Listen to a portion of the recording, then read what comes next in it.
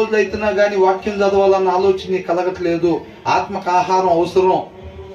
నిత్యము శరీరానికి ఆత్మకి పోరాటం జరుగుతూ ఉండిద్ది. శరీరానికి మాత్రం నేను ఆహారం పెడుతున్నాను, ఆత్మకు ఆహారం పెట్టట్లేదంటే ఆత్మ బలహీనంగా ఉండిద్ది. చెప్పచ్చు పెదాలతో. ఆ పరిస్థితిలో ఉన్నప్పుడు పరిస్థితిని ఎదుర్కోవాలంటే బలం సరిపోదు అన్నమాట. అర్థమవుతుందండి?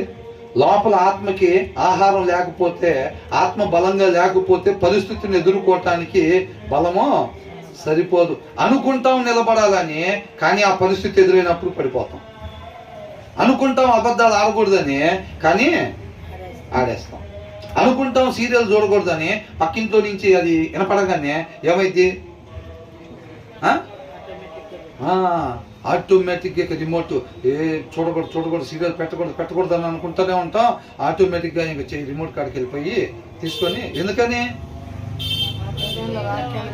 వాళ్ళని అడగండి, సీరియల్ చూద్దాం అనుకుంటున్నారు అంటే చూడకూడదని అనుకుంటున్నా అంటాడు. ఆటోమేటిక్గా కానీ ఆ నెంబర్ నొక్కేస్తారు, పెట్టేసి చూడటం జరిగిపోతూ ఉంటుంది. ఎందుకని?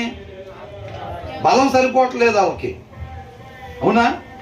తెలుసు చూడకూడదని, అది అసత్యం అని, అది నరకానికి తీసుకెళ్ళిద్దని, అయినా సరే ఏంటి? బలము సరిపోవట్లా. అనుకుంటున్నారు చూడకూడదని, కానీ ఆ రీతిగా ఉండాలంటే ఆత్మకి బలం కావాలి. అబద్ధాలు ఆడకూడదు అనుకుంటాం. ఎవరైనా బాగున్నప్పుడు మనం స్వార్థం, కుళ్ళు, ఈర్ష అవి రాకూడదని అనుకుంటాం, కానీ వచ్చేస్తూ ఉంటాయి. అవునా? ఎవరైనా పక్కన వాళ్ళు కొత్త కారు కొనుక్కున్నా, పెద్ద కారు కొనుక్కున్నా సరే మన లోపల ఏ అలజడి కలగకూడదు. మనం కొనుక్కుంటే ఎలాగ సంతోషం అనిపించిద్దో వాళ్ళు కొన్నా సరే మనం అదే సంతోషపడాలి. వాక్యం అలా ఉంది అని అనుకుంటాం. వాళ్ళు నిజంగా కానీ కొన్నామని చెప్పి తీసుకొచ్చి మనం ముందు పెట్టారంటే ఎలా ఉంటుంది? ఆటోమేటిక్ ఇబ్బందిగా ఉంటుంది. ఎందుకని? బలం లేదు లోపల బలం లేదు. బలం లేదు. ఎవరన్నా అట్లా ఉన్నా సరే నేనేం కుళ్ళుకోకూడదు, నేనేం ఈర్షపడకూడదు, నేనేం వాళ్ళని ద్వేషించకూడదు, నాకన్నా బాగున్నారని అని అనుకుంటాం.